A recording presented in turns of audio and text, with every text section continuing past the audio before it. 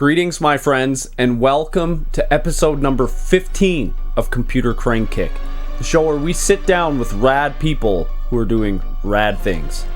Today I'm joined by my good friend Draven for the third time as we sit down and discuss his upcoming album that's releasing tomorrow, Massacre Blood Club, and talk about a whole bunch of other things. It's really fun. I hope you all enjoy it. I enjoyed the hell out of it, as always.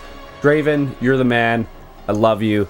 I wish you the best of luck in regards to your release tomorrow, but you don't need luck, my friend. You're gonna kill it. For some exclusives, first listens, maybe? Are they? I don't actually even know anymore. He might have already released them. But I think so. Anyway, without a didgeridoo, this is Massacre Blood Club. My name is Dread. And you're watching Computer Crane Kick. Oh no, his power level's too high. That's my Frieza impersonation. That's fucking Frieza, dude.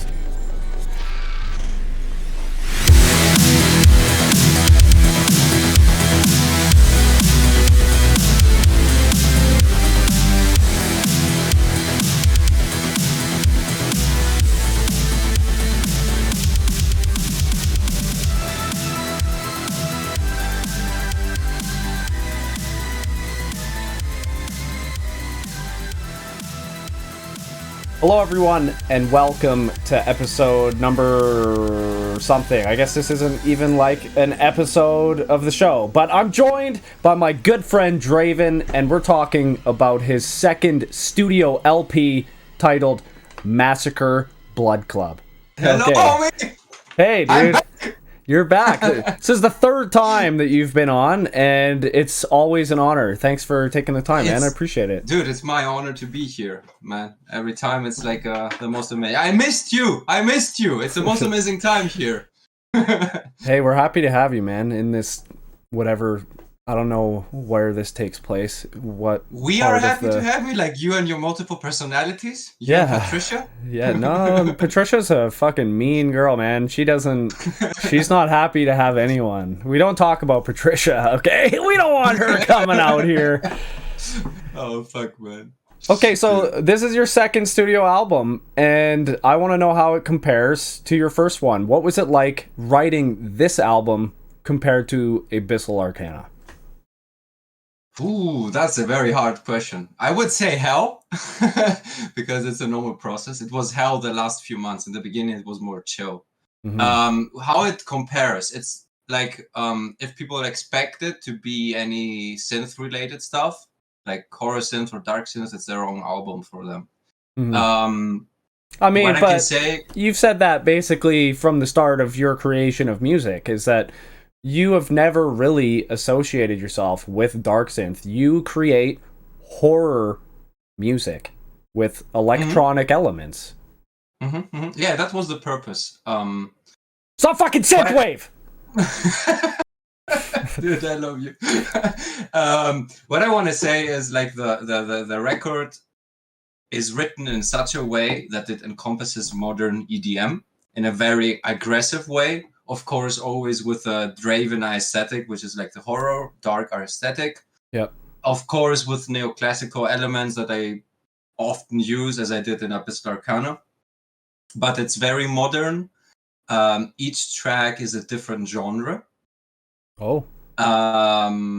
So I really worked my ass off to write the best I could, and to encompass each genre as like in the best way I could, you know? Right. So it took a lot of time. That's why I delayed it so much. Like now it's like 1.5 years since Abyssal Arcana almost. Unacceptable. Yeah, unacceptable. How dare I, dude? Fucking bands used to release music like every 5-10 years, and people nowadays, you don't release something for 6 months and they're upset. They can fuck themselves. Yeah, I agree. I release whenever I can release something. That's how it goes. Well, that's how it should be, man. You release when you have the energy to release it. Yeah, 100%. And the problem was also like with the singles and stuff, because, you know, Spotify algorithms and all that shit. You have to release singles to keep your numbers up. But I didn't want to release singles because they would reveal a lot of the record stuff, how it's gonna roll. So I had to be like really picky and be like, okay, this is similar to what I did before. Right. So, okay. Yeah, that can be released. I didn't want to reveal a lot of stuff. So with Abyssal Arcana, that album was a concept album, and it was best listened to start to finish, one seamless playthrough. How is Massacre Blood Club? Massacre Blood Club. Massacre Blood Club. Massacre breadcrumbs. Massacre breadcrumbs. Yeah. How you eat one and you die. Yeah, it's a massacre. I mean, there's breadcrumbs and blood and guts. Massacre breadcrumbs. Is that like Slumber Party Massacre, but with breadcrumbs? How is this a thing? Breadcrumbs. Dude, you go to a bakery. Okay. You're like, I want the best bread you have. And they're like, you bring it home. Oh wait, this bakery isn't like a nefarious place. They're not going to do any shady shit at the bakery. No. It's just the best bread they have. Like you've never eaten that bread before, and everyone knows like this bread it's going to be amazing. So you bring it home. Okay. And everyone wants to eat that bread. And you kill everyone. Yeah. Okay, that's kind of what I thought. Massacre breadcrumbs. Okay, so back to what I was saying. Abyssal Arcana was a concept album, and it's meant to be listened to straight through. How would you recommend people listen to Massacre Blood Club? Because you did say that each track is a different genre. So is each track better listened to individually, or do you have a certain order that you've structured the songs that is better listened to a certain way? So, every album of mine is a concept album. But in this case here, I would suggest that you pick whatever, draws your attention as a title, maybe.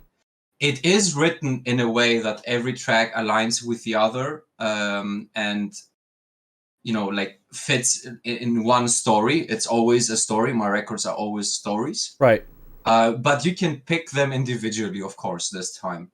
They are meant to be played individually. Like in a club, the scenario is what would a Massacre Blood Club, what kind of music would it play? Okay, wait. So this is, yeah. I got a question. What is a Massacre Blood Club? What kind of music would they play anyway? I don't even know what that is. We need to figure out what that is first before we can decide what kind of music they would play. So what I can say, because I know you love the stories and such, is it's the first story that doesn't involve Draven in it.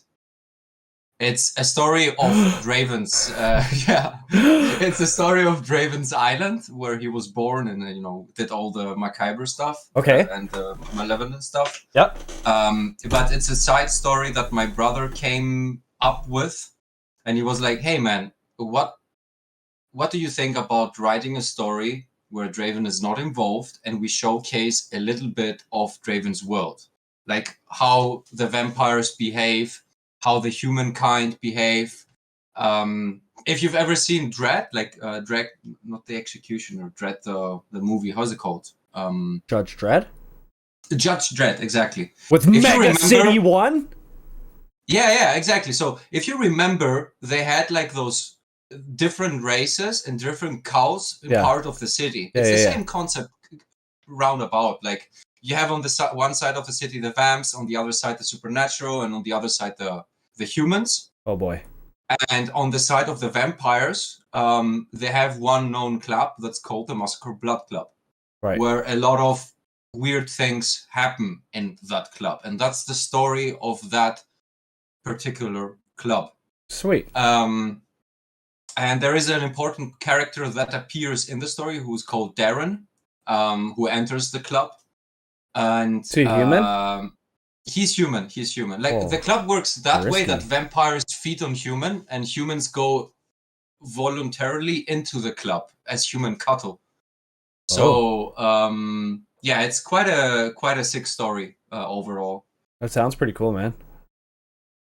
What I wanted to say is, you have like one main character who will reappear in the Draven storyline. As I've mentioned it before, we're writing a book. Yep. About Draven. So he's a very important character in the book. Right. And yeah, I mean, there is like a more normal way of this area of the city. A lot of crimes happening. That's why the album, and as you saw from the artwork and stuff, you have like a lot of crime scene and a lot of attached to toll thing, where the dead body like is disposed and everything. So like there is a real investigation, as you can see here in the preview. Exactly. Yeah, so it's like a different chapter, and I treated it that way, as always. It was hard because when I started doing the record, quite honestly, I didn't have any release plan. I got the story from my brother, and I was okay, this is very cool for inspiration, let's write.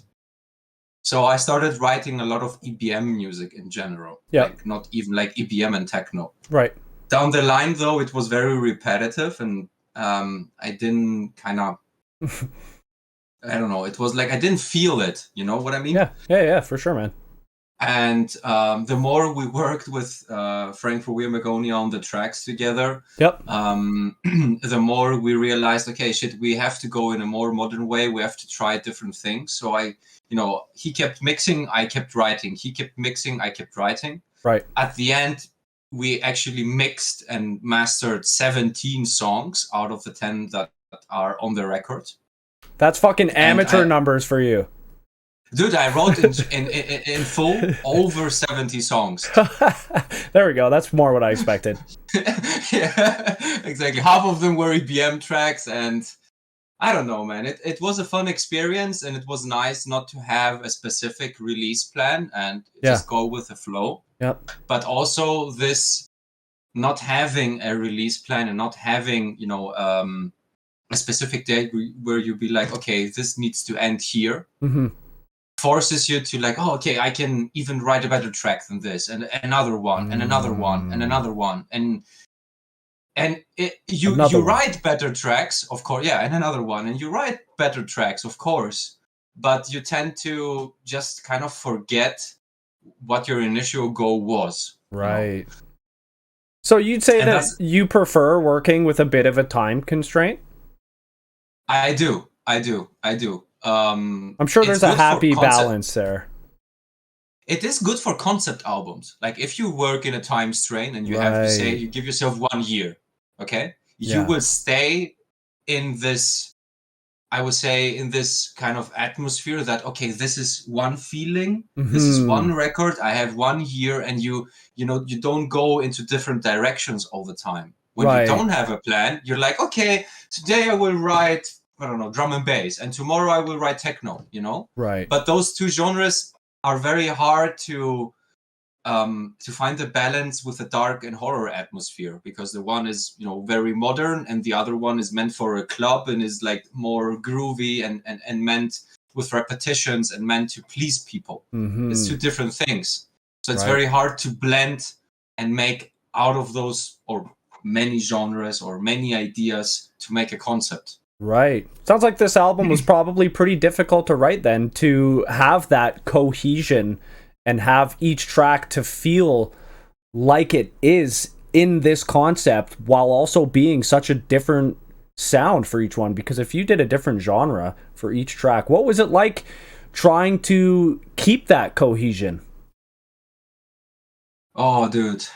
Like, I only remember the last 4 or 5 months where we actually busted we actually worked so hard because I was mixing with Frank online together, and we were going through ideas. What can we change here? How can we make it the most efficient, the most aggressive? And we were really picky about the listenability, like how the listener will comprehend the track. Right. It was very, very important to us. Yep. So this made it even harder to keep this dark aesthetic aligned. But we found a way, which took weeks and weeks and weeks. Like I remember on Blasphemy, even after we finished the first draft, we kept on working on the track for 3 weeks. Oh wow. And to just find, we can do that. There are these possibilities. Like, we wanted actually to make every track a banger, a hit, to make it aggressive, violent, to mix it as good as possible. It took a lot of time. Yeah. It actually took a lot of time, but it was worth it. It was like, I learned a lot of it out of it, and it was an amazing process. And but I won't repeat it. That's fair. Not in the near future, at least. Can you tell us what was the most difficult track for you in trying to add the horror element, and why it was difficult? I think the most difficult track was Death.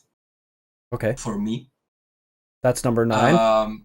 That's number 9, track number 9. I won't reveal the genre, but it was difficult because when I work on tracks, I have templates. That means I start a track and I'm like, okay, I am inspired right now by this and this artist. So I load their track in the template, and I try to understand their professional way of doing things and complement that in my music.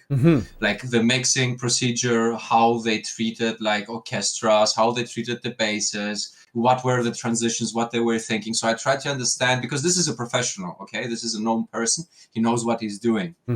So on this specific track, I had Shadow of Intent, Gravesinger, which is a metal band, actually. Yeah, I know the band.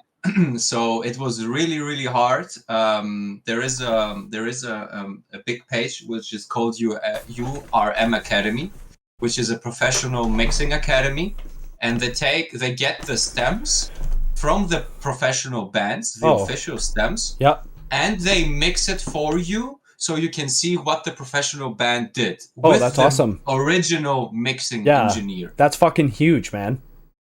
So I subscribed for a month, and I was like, okay, fuck, they have done, I think it was from their Melancholy record.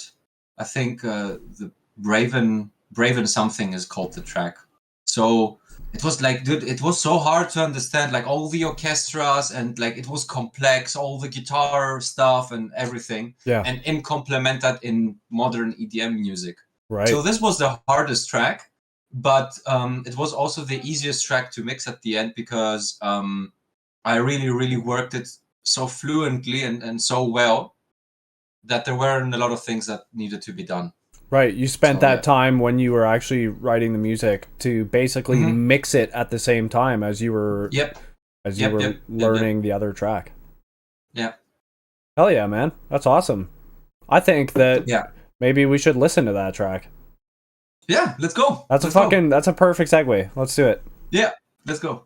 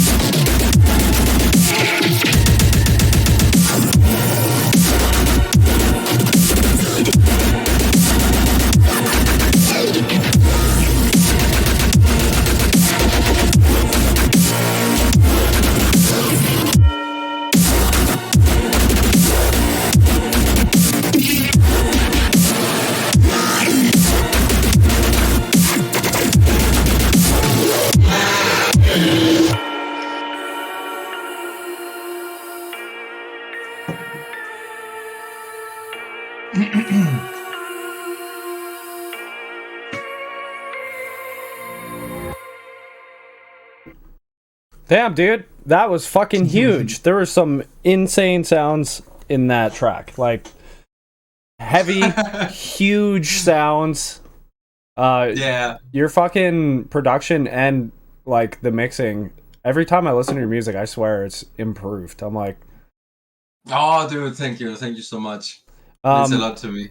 So what would you categorize that track as? Is that something you want to say, or is that not something you want to say? It's clearly like deathstep. Like, okay, what that's I was going for is like a subgenre from dubstep. It's deathstep. It has a lot like influences from deathcore, of course. Yeah, that's why like big orchestras and yeah, like the chuggy basses, like grooving, and you know like the triplets and stuff. So it was easy to come up with the ideas and write it because like I'm a guitarist and like deathcore is one of my primary genres, but it was like hard to like actually mix it and like keep the horror influence and finding the balance, you know, because you can go so many ways, right. And yeah, and like so many like also like mixing ways and I don't know, it just worked for this one, and I'm very happy about it. I love how you can still hear your signature keys, those like almost stripped keys that are just those eerie piano sounds that are brought in. Always broken pianos are my thing. Love it, man. And it's you always know. Yeah, I always implement like even the break section was like actually a repetition of Draven's theme. Yeah. So it's always there. It never leaves. That's awesome, man. I love that. I love that continuity throughout your music, hearing those certain notes in different ways and different tempos and just organized in your tracks in different ways. Yeah, thank you, man. Thank you.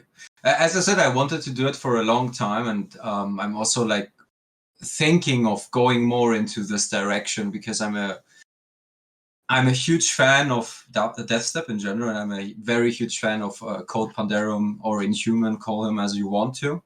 Have been since like his first record, first LP. Yep. And this genre comes more naturally to me because first of all, it reminds me of deathcore, and second of all, it's easier for me to implement the horror aesthetic that I'm going for, and you know, get away with orchestras. Really? Because the thing is that many people don't understand that modern EDM and orchestras are two different rooms.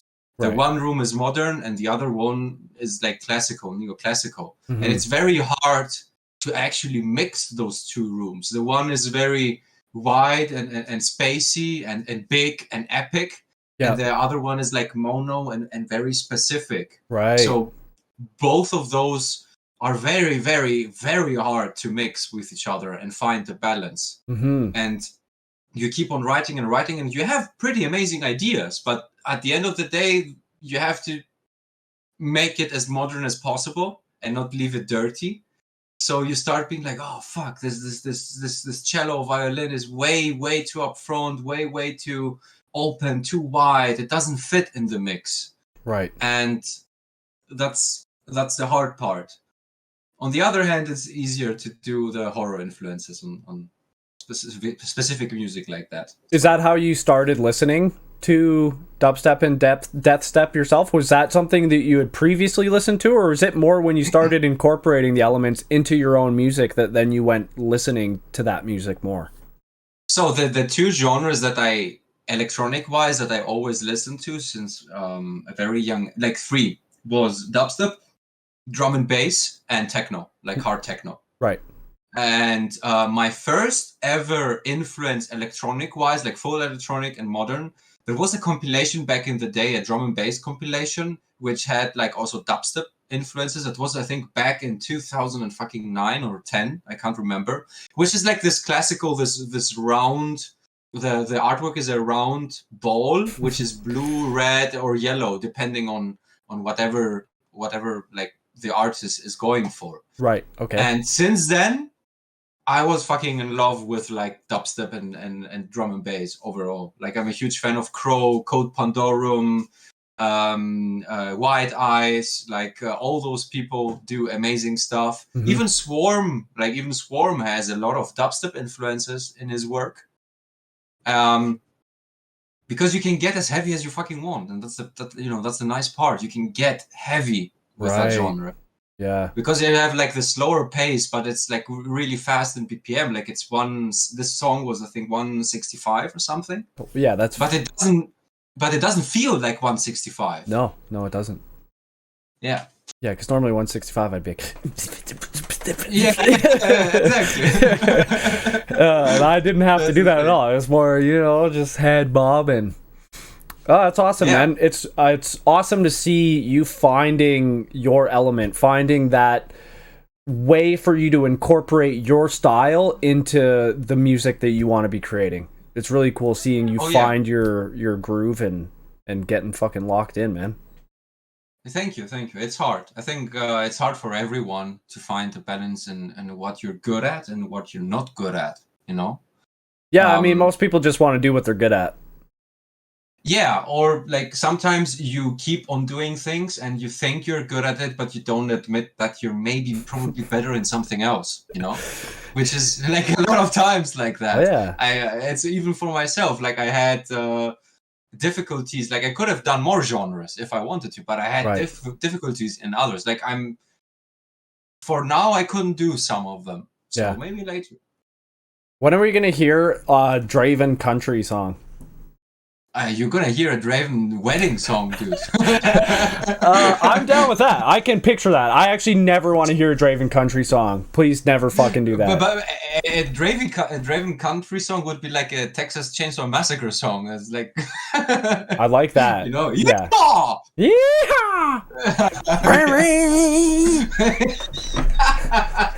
Okay. The chainsaw immediately. Yeah. Okay. You know what? I want to hear that now. I take it back.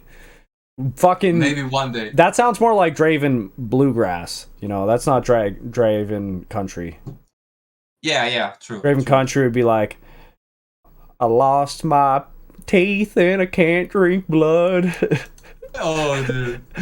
Imagine. No. That's awesome, man. Like I said, I'm really happy to see you finding what you want to make and incorporating your musical elements into that. How do you think this album will be received? Dude, I don't know. Last time it was received well by many people. Other people were saying, oh, what the fuck are those industrial influences? Other people were saying, oh, this is very repetitive. I don't care, actually, quite honestly. Yeah, that's I mean, that's either there will be like, oh shit, this is way different, or they will be like, oh, this is good, or there will be like, oh, too many genres, or there will be like too upfront mixing and mastering, or I don't know, like there is always something. Yep. Or they will say the classical thing they say about We're going, oh, they're going dubstep now. I feel like that's more likely. You'll hear shit like that is people saying that. The thing is, at least the tracks that you've released up to this far for this album have, I would say, pretty well established everyone's expectation of what this album will sound like. However, I look forward to listening to the whole thing through and being surprised, because I know if nothing else that the tracks you have not shown yet are likely going to surprise everyone. Yeah, they will. And the album is also like the intro. I paid really close attention to the intro because I actually wanted to encompass, like, my brother wrote that Darren is going into the club. And like he actually writes a story where he goes in front of the guy who's like the how's it called, the security guy, and he wants to get into the club. Yeah, the bouncer. So he checked his fucking big tablet to see if it was written in stone if Darren could enter the club. No, it starts with he checks if he has bite marks on his neck. You can only get in the club if you have bite marks on your neck. Hey, that's fucking cool, man. He grabs his head and just fucking moves it. Yeah. Get in there, cattle. Yeah, exactly. So is Darren going in the club with the intentions of getting eaten, or is Darren like fucking... Oh, he is. Yeah. Because when you get eaten, it's like opium. Like a lot of the tracks, the original title songs were drug title songs, like drug slang. Right. Because they say when you get bit by a vampire or someone is draining you of your blood, that you get this momentary high. Mm. And yeah, it's probably called fucking shock, and it's your body going into it because you're dying.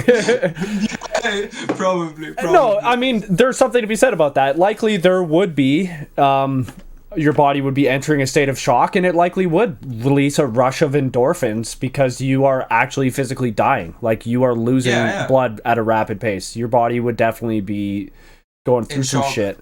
I'm pretty sure I saw in Blade too, like, he's fed on people and they were enjoying it. It's a kind of the same thing, but yeah, and like the first track is actually encompassing like Darren going into the club, hearing the music from outside, like as I said, it's like very careful attention to details on every track. Yeah, I love that. And then you made the music in accordance with the writing. Yeah, 100%. What's going on with the story? Are you guys actually going to release something? You said you're writing a book. Yeah, so the book is a long story, but it is in the works. Right. We have down the chapters that we want to write. They're going to be short story chapters, like The Witcher kind of stuff. Fuck yeah. My brother wants to, because he purposefully didn't explain explain everything in the storyline. Like, he didn't go into detail about how the world is floating and all that stuff. So he's gonna explain that in a more detail analysis. Right. About this specific story, I don't know if it's gonna appear in the book. I'm not sure. That's up to my brother. Like, when it comes to the storyline, I have a say, but I don't want to have a say. I want him to be his creation. Because if I have a say, then it's gonna go down my road, and I have a big imagination, and sometimes it's like cringy and stupid. So I rather let him do all the work. I mean, there's something to be said about someone who's actually really good at writing, doing the writing. Yeah. And we're going to release for sure this story. Nice. The nice part about this one is I went to the artwork to Stranger, Andrew Tremblay, if I'm pronouncing that correctly. Yeah, Tremblay, who knows? It was, Andrew. He's an amazing... Andrew, yeah, he's an amazing human being, and an amazing artwork designer, and he has imagination, like really fucked up imagination, which I admire. And part of what you're seeing there in like under Attached to Toe is his ideas. Yeah. Like, he wrote how a victim was found after perceived dead. Mm-hmm. That wasn't part of the story. He wrote that. Yeah. So, Stranger is definitely a good person to bring on board for any of this type of stuff. Yeah, dude, it was amazing. Like to give you kind of a glimpse into it, when I approached him, I was like, "Hey, man, do you have some time for me? I want to do like a full record." I gave him, a little bit of, myself. Yeah. And he says, "Yeah, email me if you can some of your mood book, if you have a mood book, so I can get a glimpse of what you're thinking at." And the only mood I had is I gave him the front cover of the Collector movie. I don't know if you've ever seen the movie. I know the scene that you're talking about in the club. I don't know the cover though. Yeah, like the cover, there is human Kato in X-ray box. Oh, okay. And he's made out of different body parts, like a kind of a weird human. It's really weird to see. Right. So I approached him with that, and he's like, "Fuck, dude! Like, not many people know that movie, and like, not many people approach me about like as modern covers as this."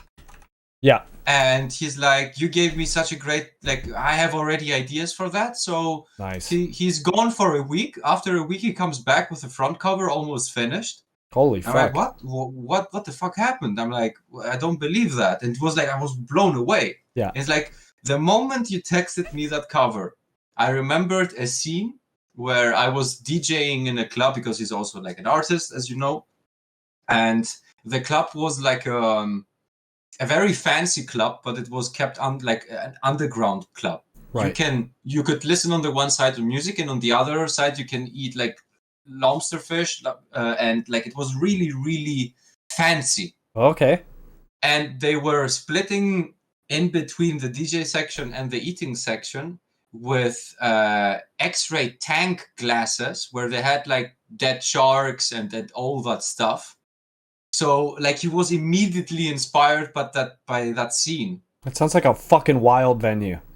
Yeah, dude. And then we had to work on the back cover and like the inlays. So a week passes, he texts me his idea, and I was like, dude, what the fuck? This is amazing. Where did you get that? And he's like, dude, you won't believe it. I was walking down the street a few days ago, and there was like this you know those shops where they get rid of all their stuff. They're like they sell out, but they have like a lot of different stuff. Liquidation sale. Yeah, whatever it's called. So they had an actually autonomy book with crime scene investigations, like an actual crime scene book by, I don't know, CIA, FBI, I don't fucking know where it was from. With like the photos you see are the actual remade photos by Andrew for my cover art from that book, inspired. It's like fucked up. The whole thing is fucked up.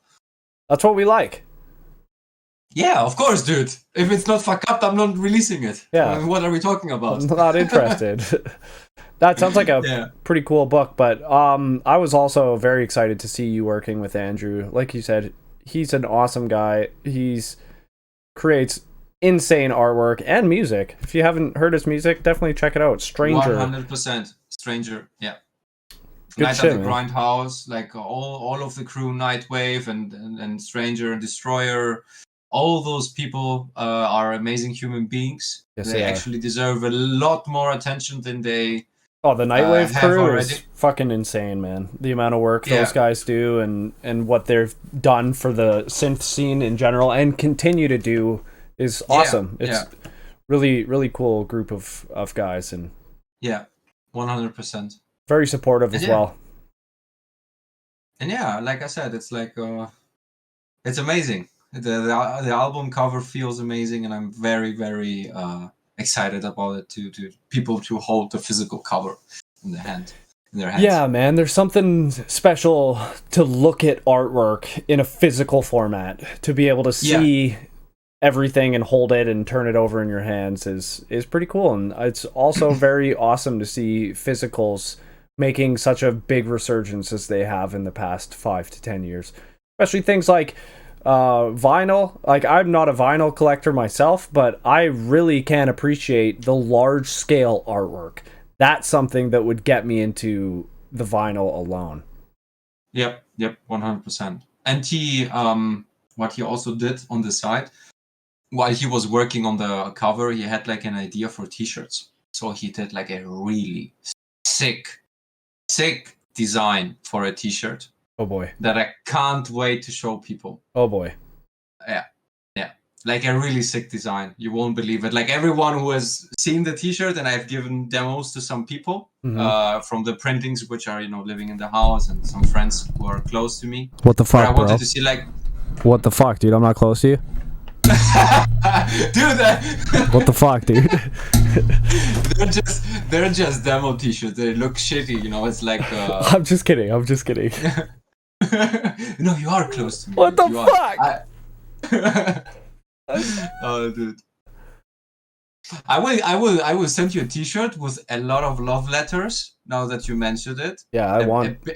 A big heart. I Yeah. don't know, whatever you like. A lot of. I will throw some condoms in there just for you. No, those are for us. For us. For you and Patricia? Man, No, Patricia doesn't wear those. Are you kidding me? I fucking had some, I can't even find them anymore. But Cobra Wipeout, he sent me some love letters. Fuck yeah. So I expect it. I expect you to say nice things to me.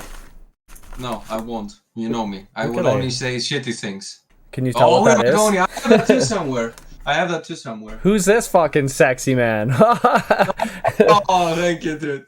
Dude, like I went recently to the We Are Magonia, like to their crib. I was invited to stay at their house. Oh shit, did you do a fucking MTV Cribs tour with We Are Magonia?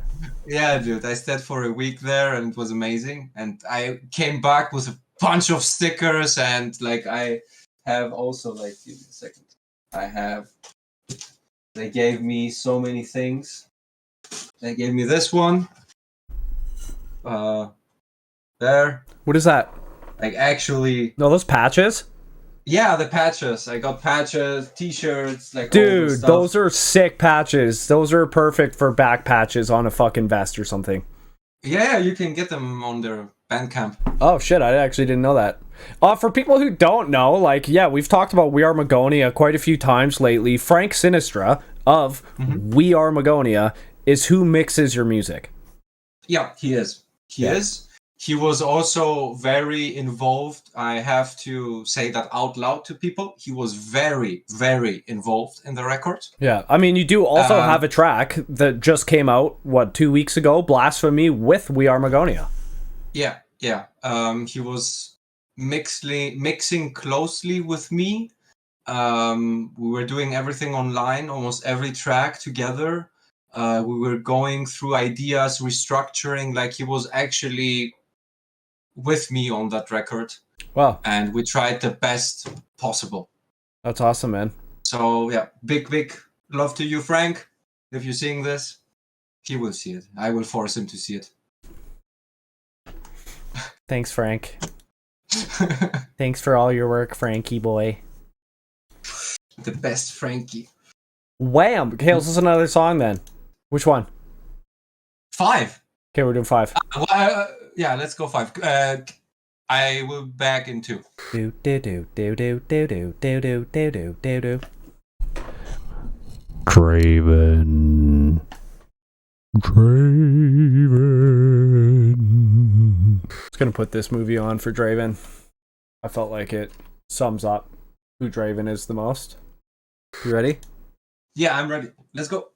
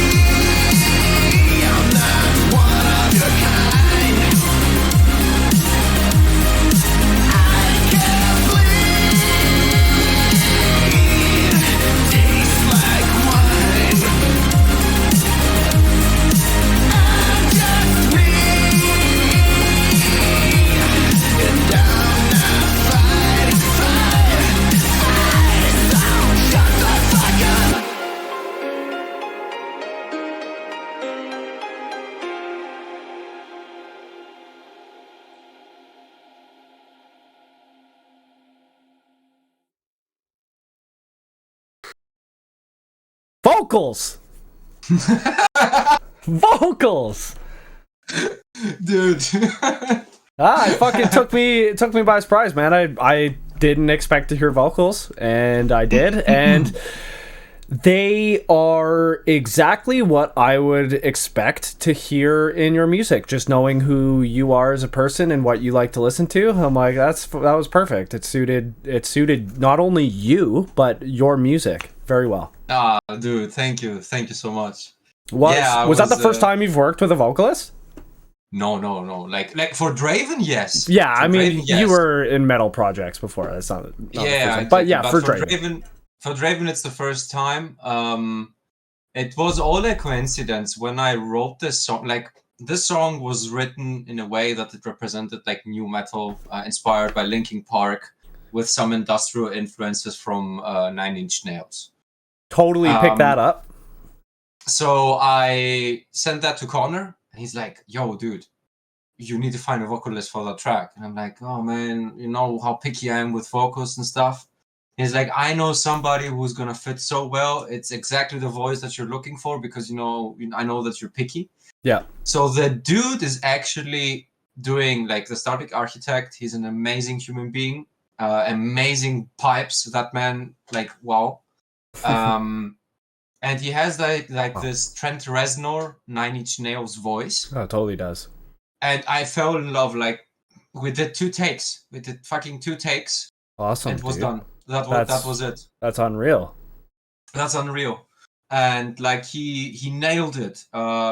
Big thumbs up. Go check the Static Architect if you don't already know him. He has also recently, like some months ago, released his record, which is like, if you're a Nine Inch Nails fan, then you're gonna love his record. Awesome.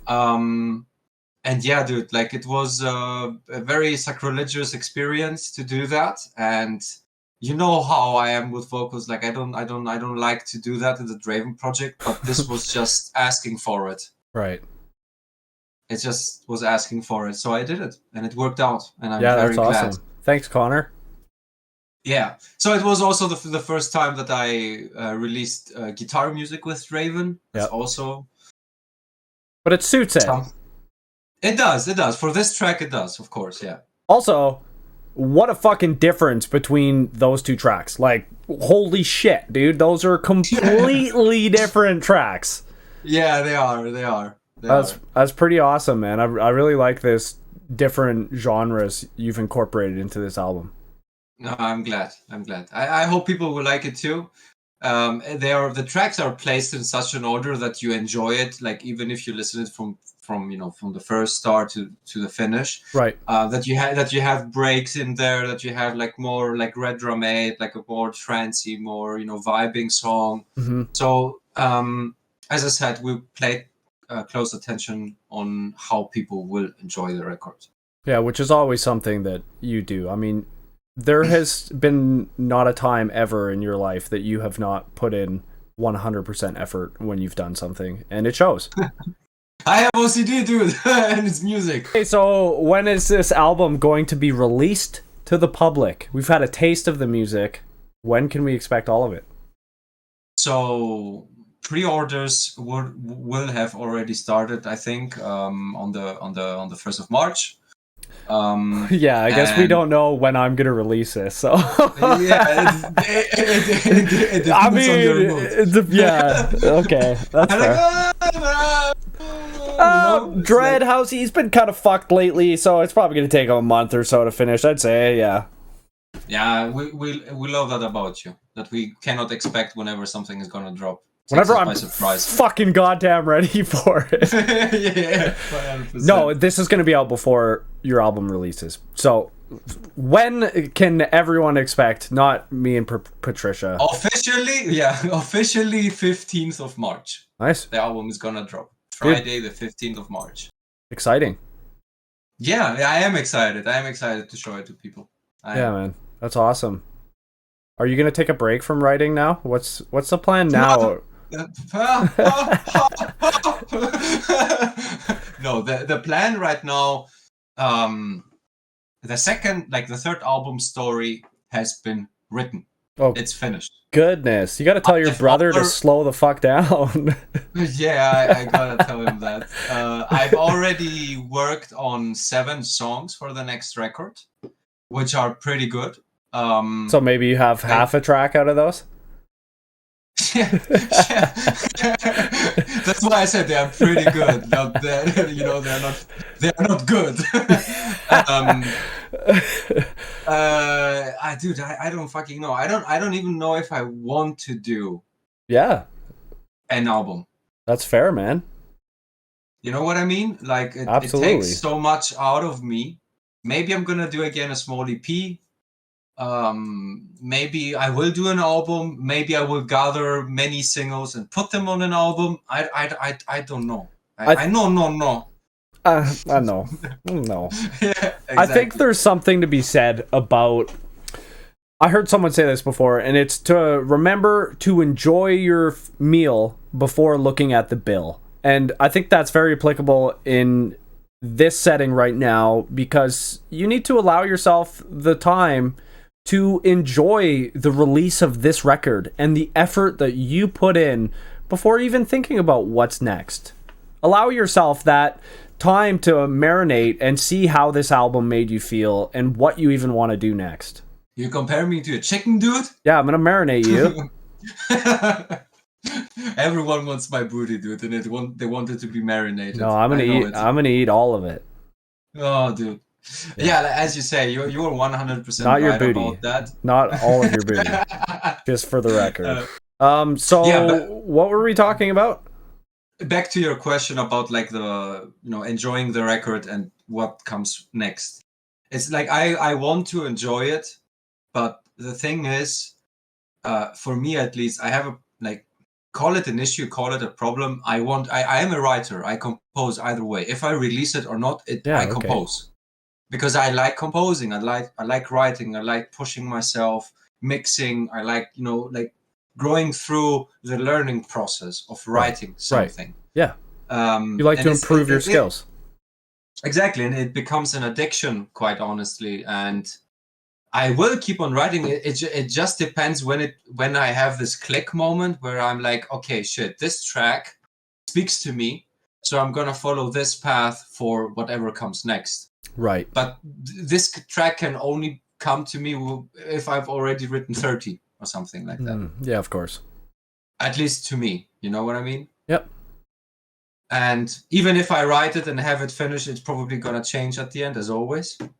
And so I don't know. I cannot answer that. But I hope next time I won't be like fucking away for 1.5 years. You will be. But what's gonna come next is we're gonna do a video, official Draven video. Tell me about that. What track are you doing?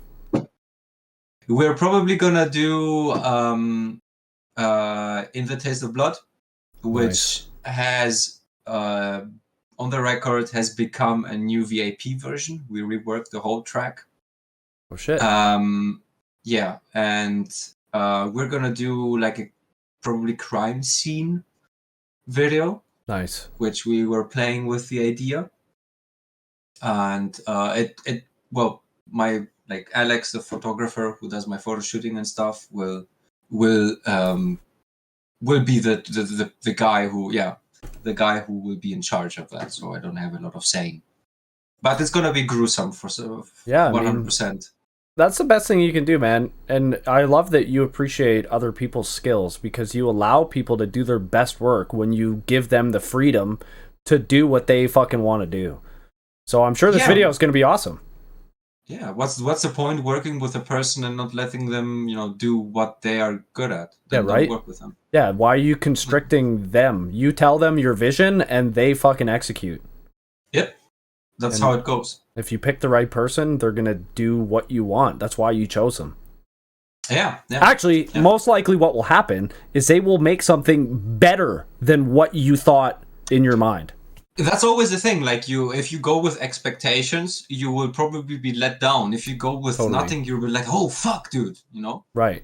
And that's the best way to approach, for sure, man. Oh, that sounds awesome. Yeah. That's exciting. Are you going to start doing anything with that soon? Do you hope to release that with the album, or is that something that you're just next thing that you want to work on? The next things is we have planned some photo shootings for sure. We want to do more photo shootings. Okay. Because Alex has some plans for that, but probably after the record has dropped, like a few months after it. Yeah. Because it's like it's not only shooting it, it's like editing it, and there are gonna be costumes involved. There are gonna be dead bodies involved. So there are a lot of acting, a lot of different people, lots of blood. You gotta go get some dead bodies, is what you're saying. Or make some. We got one more track to listen to. Oh boy, let's do number 2. Number 2. Let's go.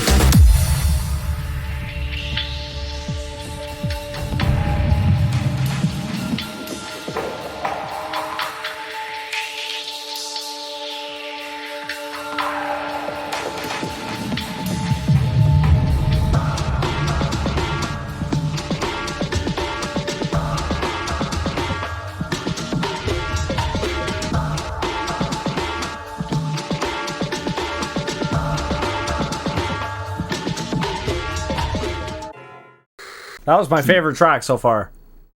Okay. Oh yeah, for sure, man. That chord progression, so sick. I love that chord progression of your chorus. There's a lot of different sounds in there that I could listen to that track a bunch of different times and focus on different sounds, and I would have a different experience each time.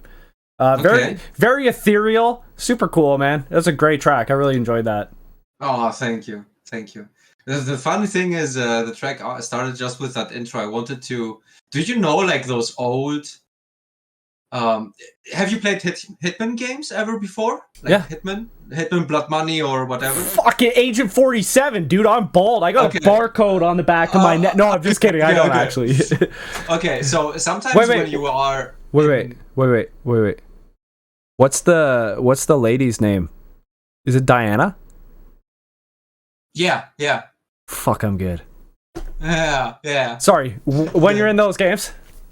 Yeah, when you are in those games, you have sometimes when you are in the elevator, okay, you have like this lobby music. Oh yeah. And like every time I remember that really, really well, especially in the Hitman Blood Money. You were in the elevator, you are preparing to go for the mission to kill somebody, blah blah blah, and the music from the elevator. And the moment you left the elevator was like two different things, but it was so coherent somehow. Oh, nice.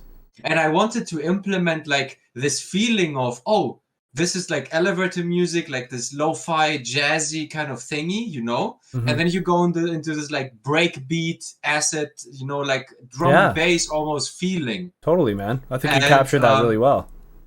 Yeah, and...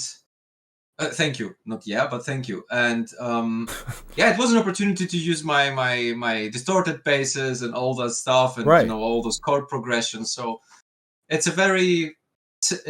it's not a simple track, but it has like simplicity to it, which makes it fun to listen to, I guess.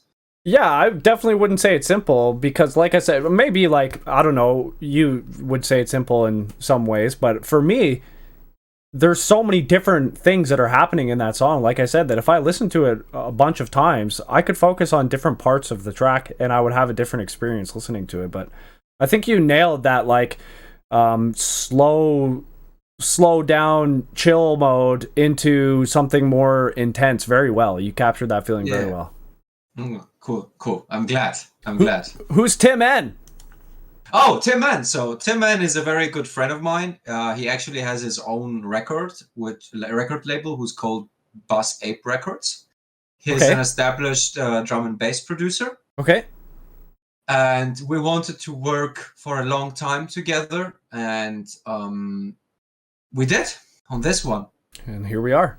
I finally had a version where I was proud of. And I was like, hey, man, I think you can add something really cool to that here. Mm-hmm. And he did, and that's the track. Hell yeah, man. What's the track that you're most excited for people to hear when this album drops?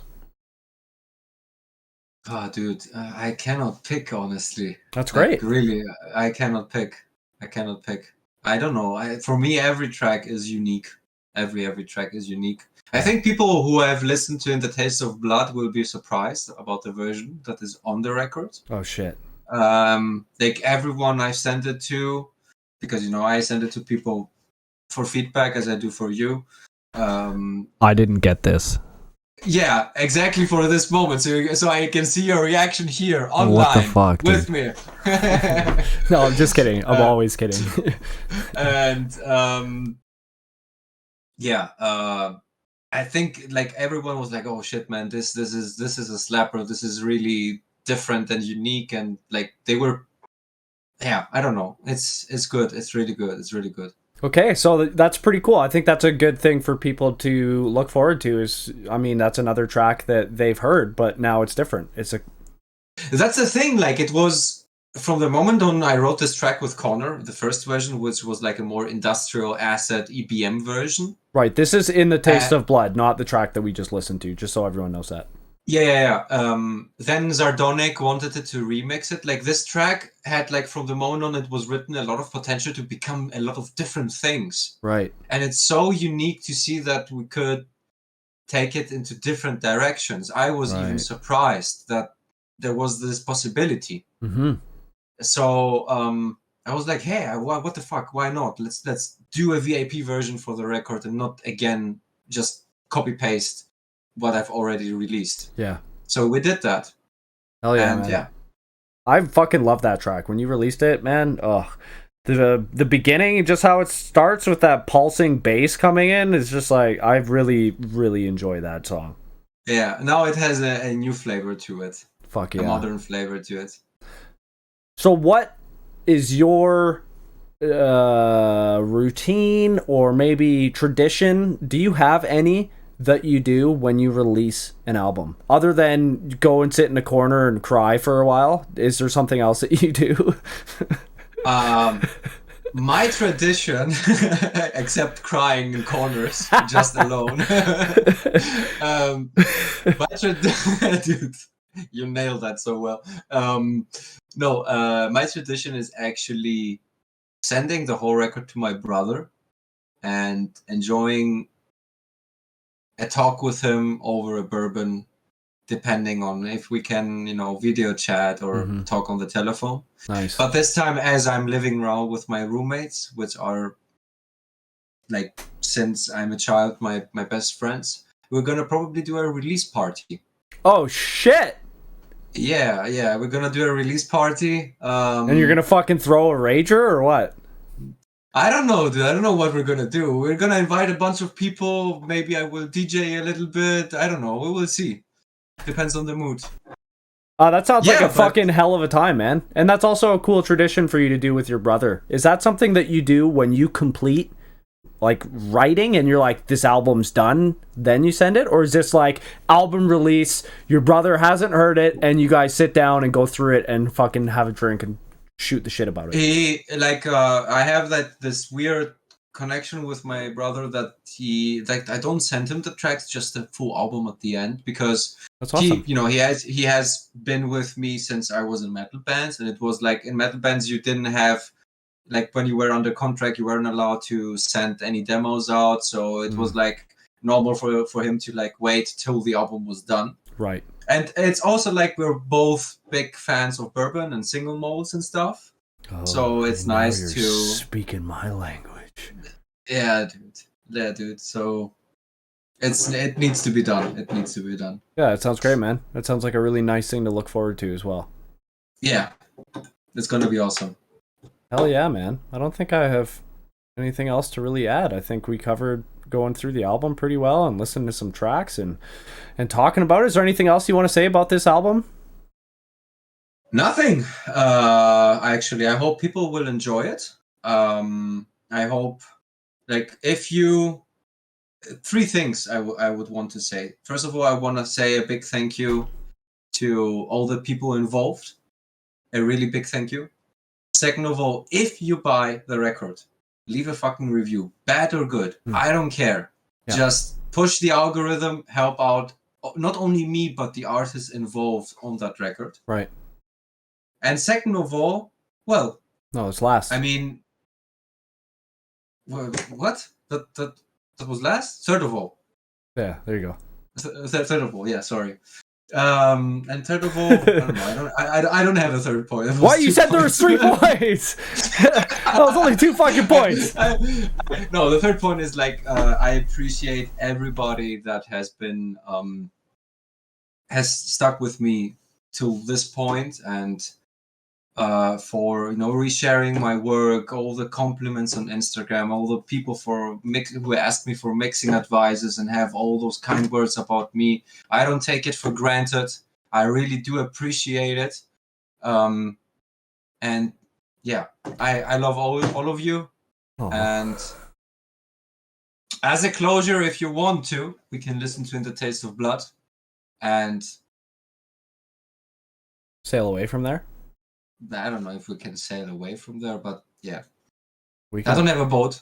We can sail in the ocean of our mind. Yeah, that's not an ocean, bro. That's a dark sea.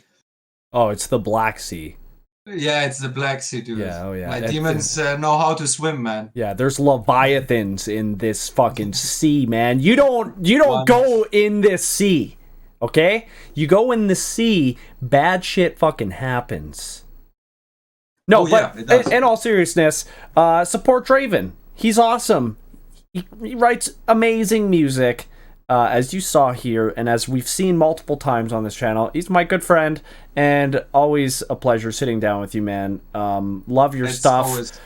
Like that's, I love you. I love you more. This is how this is how we became friends, is through chatting about your music, and it's really cool. And I'm very appreciative of all that you do, and I love you. I love you too, man. And thank you for all of that. I love you more than you think. I love you more. I don't know if there is a word for loving more. To infinity and beyond. Yeah, as Buzz Lightyear says. Yeah, dude. I haven't watched Toy Story in a long time. Okay, let's listen to In the Taste of Blood. I gotta add it to my Winamp, because yeah, we're using fucking Winamp, if you guys didn't know that. It's the best one. It's old school shit, man. Yeah, because I'm a fucking G. Yeah, dude. People want to see it. Look at this. Cover your face. No, there's Winamp. Can you see it? on my face. Right there. You guys want to see? There we go. This is Draven, guys. Yeah. Hey, everybody! Welcome Draven to the show. Here he is. Imagine you forgetting that the whole recording. I'd be like, hey, this is Draven. I'd be like, hey, Draven, can you just do a really shitty dub where I send you and you just like nod your head and try and voice over your own comments, and we just add it in post? It just looks like this terrible fucking subtitled movie where you're like...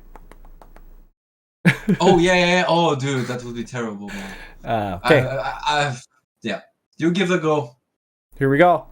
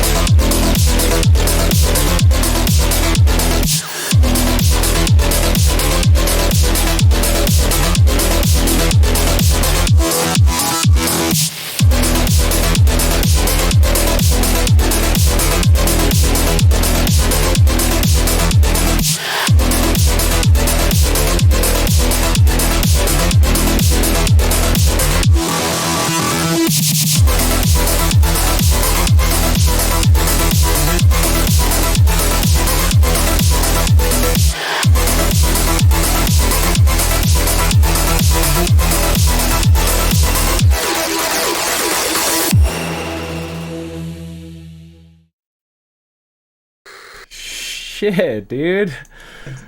Dude, I don't know, man. I love this version so much. Dude, that's sick. And it's fucking... It is so different. That is a completely different track. Yep. Like, it's not anywhere remotely close to the same as the original release, but that's... I love that, dude. That is a fucking awesome track. How you guys incorporated that, like... And then into the music, it sounds like a gasp. Dude, I fucking love that.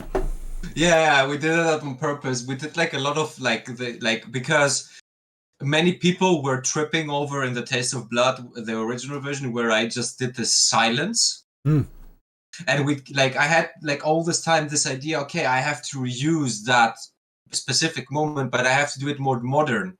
So because I was not using the whole line, like in the Taste of Blood, blah blah blah. Yeah. I was cutting short pieces of the breath of the recording, and I was using it as a riser with a snare. So you have like this, wow, like this, and it made that. I don't know. It was fitting, and it made like the whole drop just way more aggressive. Totally. Yeah. No, that was awesome, man. I really enjoyed that. And like I said, I'm going to come back to what I said before. You fucking level up every time. Your music gets better. Like I'm a Pikachu. You're Pikachu. I think you're probably more like I think you're more like a Ghastly or something. I don't think you're a Pikachu, buddy. I am the worm that becomes a butterfly.